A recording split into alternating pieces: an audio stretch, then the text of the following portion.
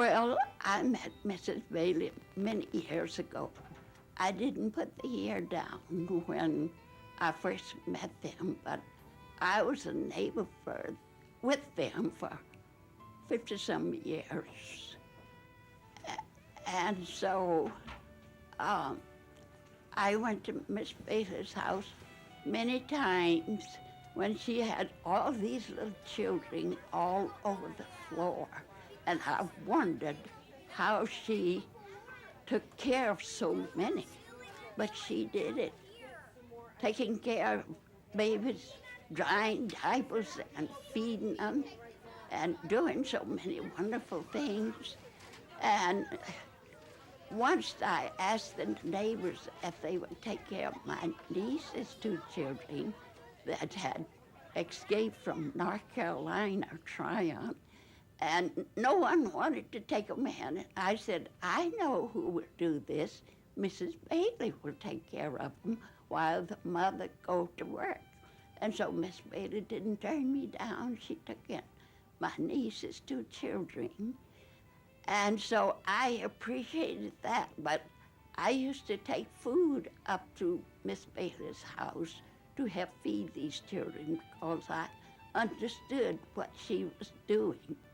They lost their son, and to cut down on the worries and whatever about their son, she just loaded her life down with many little children that didn't have homes.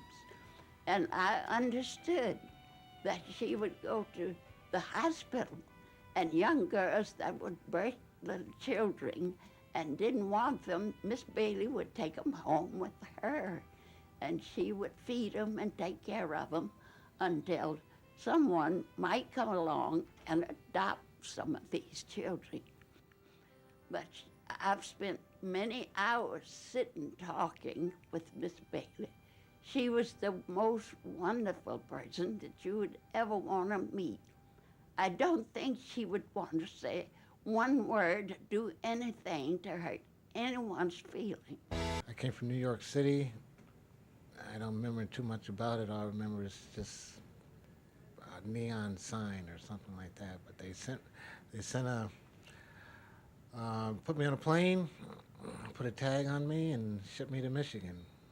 And when I came here to Seventh-day Adventist Church, they got a hold of me, and then about a month later, I was with the state of Michigan, and I came to stay with Mom and Dad, and for about 3 months, I wouldn't say a word. I don't know, still don't know why to this day, but one day one of my brothers hit me upside the head with a corn cob, and I went toad on him. And my mom said, "Oh my Lord, he can talk," and that's when I really became part of the family. My mom, she was strong-willed.